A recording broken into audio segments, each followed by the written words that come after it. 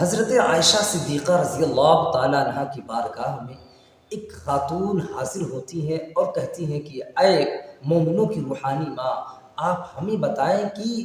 نیک عورت کی پہچان کیا ہوتی ہے۔ اگر کوئی عورت نیک بننا چاہے تو کن کن باتوں پہ عمل کرنا ہوگا اسے؟ تو ہم ایمان والوں کی روحانی ماں حضرت عائشہ صدیقہ رضی اللہ تعالی عنہا نے فرمایا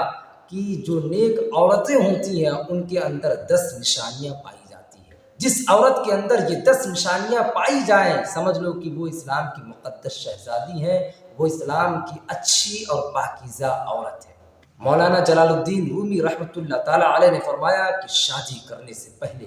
اچھی لڑکی کا انتخاب کرو، اچھی لڑکی کو چنو، اچھی لڑکی سے نکاح کرو، چونکہ تمہاری بیوی سے تمہاری نسلیں چلنے والی ہے۔ اور بچوں کے لیے سب سے پہلا مدرسہ جو ہوتا ہے، سب سے پہلے یونیورسٹی، سب سے پہلا کالج، وہ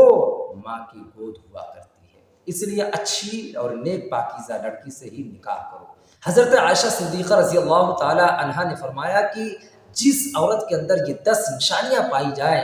وہ عورت نیک اور پاکیزہ ہوا کرتی ہے۔ پہلی نشانی، جو عورت اپنے شوہر سے بحث و مباحثہ نہ کرے، تکرار نہ کرے، جھگڑا لڑائی نہ کرے، وہ عورت اچھی عورت ہوا کرتی ہے۔ اور جو عورتیں اپنے شوہر سے تکرار کرتی ہیں، لڑائی کرتی ہیں، جھگڑے کرتی ہیں،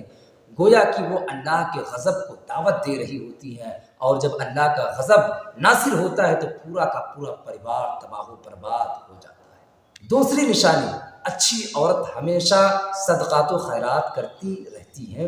وہ لوگوں کی، غریبوں کی، مسکینوں کی، بیواؤں کی، یتیموں کی مدد کرتی رہتی ہے۔ تیسری نشانی، اچھی عورت 5 وقتہ نمازوں کی پابندی کیا کرتی ہے، ساتھ ہی ساتھ وہ تہجد کی نماز بھی پڑھا کرتی ہے۔ چوتھی نشانی، اچھی عورت دوسروں کے عیبوں پر نظر نہ ڈال کے اپنے عیبوں پر نظر ڈال کے اور اپنی اصلاح خود کرتی رہتی ہے۔ جو عورتیں دوسروں کے عیبوں پر نظر ڈالتی ہیں اور اپنے عیب کا کوئی خیال نہیں رکھتی ہیں، وہ عورت اچھی عورت نہیں ہوا کرتی ہیں، وہ بہت بری اور بدترین عورت ہوا کرتی ہے۔ پانچویں نشانی، اچھی عورت دوسروں کے لغزشوں پر، خطاؤں پر نگاہ نہیں کرتی ہے۔ چھٹویں نشانی، اچھی عورت شوہر کے ماں باپ کی اور پورے پریوار کی رسپیکٹ اور عزت کیا کرتی ہے۔ ساتویں نشانی، اچھی عورت شوہر سے ہمیشہ معذرت طلب کرتی رہتی ہے، یعنی جب کوئی غلطی ہو جاتی ہے تو وہ اپنے شوہر کو سوری بول دیا کرتی ہے، اپنی غلطی کی معافی مانگ لیا کرتی ہے، وہ عورت بہت اچھی عورت ہوا کرتی ہے۔ آٹھویں نشانی اچھی عورت کی یہ ہے کہ جب اس کا شوہر